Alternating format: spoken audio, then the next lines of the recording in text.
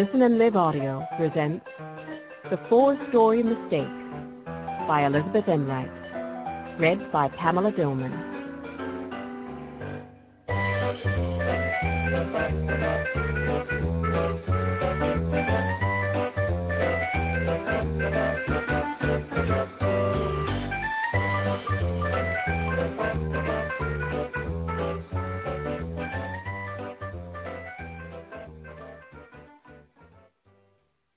Introduction. Quite often I receive letters from children asking to know if the Melendys are real. Are Mona, Rush, Randy, and Oliver really alive, they ask? Or were they ever? Was there once a real Cuffy, or a real Isaac, or a house called the Four-Story Mistake? The answers to these questions are mixed. It must be admitted that such a family made of flesh and blood whom one could touch, talk to, argue with, and invite to parties does not actually exist. Yet in other ways, as I shall try to show, each of these people is at least partly real. Once, when I was a child, I heard of a family named Melendy. I do not know how many children were in this family, or what kind of people they were, but for some reason I liked their name and stored it away in my mind to borrow for the Four-Story children at a much later date. So they began, at least, with a real name. As I went along, I borrowed other things, qualities, habits, remarks, events. I borrowed them from my children, from my own childhood, even from the dogs we have had, and from the conversations and recollections of many of our friends and relatives. Mona and Randy, for instance, are partly made of things I remember about myself as a child, only the better things, of course, and things that I wish I had been, and that I would like to have had in daughters of my own.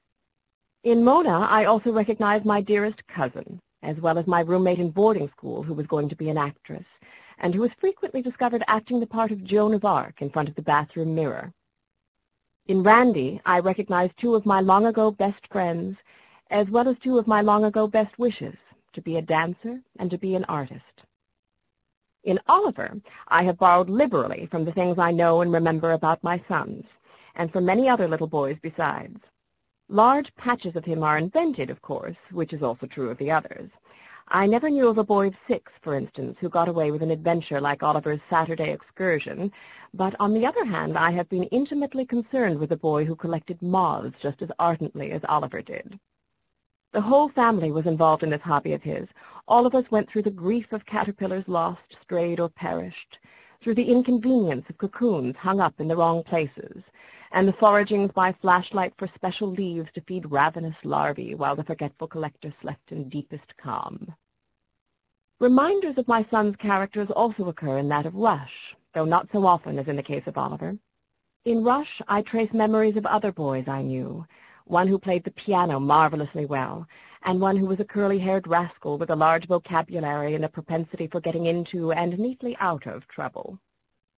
Cuffy is someone I knew when I was 5 years old, and someone else I knew when I was 12. One of them was rather cross, the other very gentle. Both of them were fat people, elderly, and in their different ways knew how to love children so that they felt comfortable and cozy. Father is composed of several fathers of my acquaintance, all of them kind and hard-working and deeply interested in their children.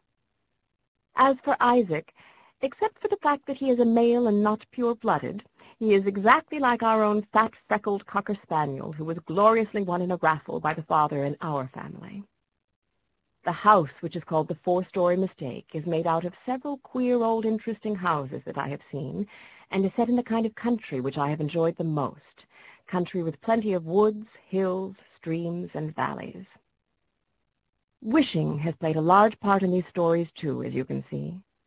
The Melendys have and do all the things I would have liked to have and do as a child. There are plenty of them, for one thing, and I was an only child. They live in the country all year round, for another, and I lived in the city for most of it. They discovered a secret room, built a tree house, found a diamond, escaped from dangers, effected rescues, gave elaborate theatrical performances at the drop of a hat, got lost, and did many other striking things, all of which I would have liked to do. So the Melendys, you see, are a mixture. They are made out of wishes and memory and fancy. This, I am sure, is what all the characters in books are made of. Yet, while I was writing about these children, they often seemed to me like people that I knew. And when you are reading the stories of their trials and adventures, I hope that you, too, will sometimes feel that they are real. Elizabeth Enright, 1947.